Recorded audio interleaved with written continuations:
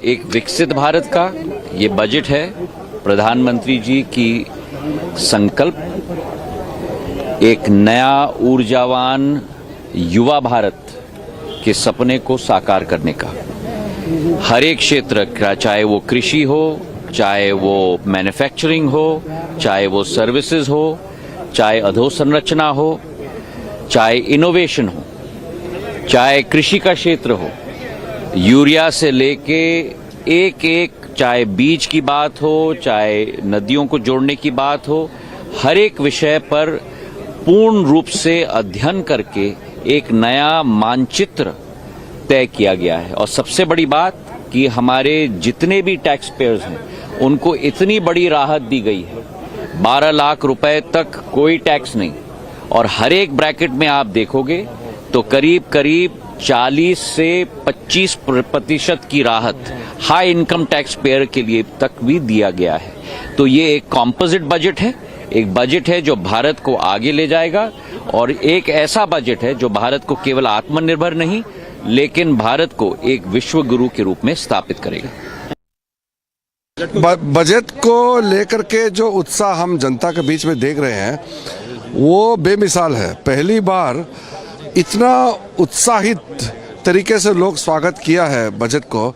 मैं प्रधानमंत्री जी को आभार प्रकट करता हूं और निर्मला सीतारामन जी को भी मैं धन्यवाद देता हूं। बहुत खूबसूरत बजट दिया है, और चाहे किसान हो, मिडिल क्लास हो, गरीब हो, चाहे बिजनेस कम्युनिटी, एमएसएमई में जितने लोग लगे हुए हैं और दूर दराज के जितने भी लोग हैं, सबके लिए इतना शानदार बजट दिया है। अब इसको डिटेल में हम लोग बात करेंगे और भी पॉइंट वाइज, सेक्टर वाइज जो काम किए हैं। लेकिन पहला रिएक्शन ये है कि देश उत्साह से भर गया है इस बजट के आने के बाद।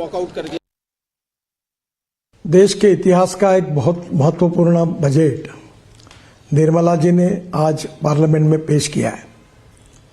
ये जो बजट की विशेषता ये है कि हमारी इकोनॉमी को एक्सेलरेट करने वाला ये बजट है। जहां तक इंफ्रास्ट्रक्चर को हर समय वित्त मंत्री प्राथमिकता देते हैं, इस समय भी हमारा बजट बढ़ा है, जिसके कारण इंफ्रा रोड सेक्टर में इसका बहुत बड़ा फायदा होगा।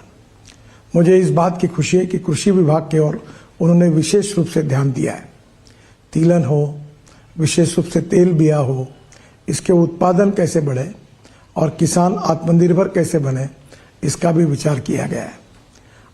विशेष रूप से इनकम टैक्स के बारे में एक रिफॉर्म करके नया कानून लाकर इसको और सरलीकरण उसका करना, ये जनता के लिए बहुत बड़ी राहत होगी। और 12 लाख रुपए की उत्पादन के लिए इनकम टैक्स में जो राहत दी गई है वो भी बहुत महत्वपूर्ण है।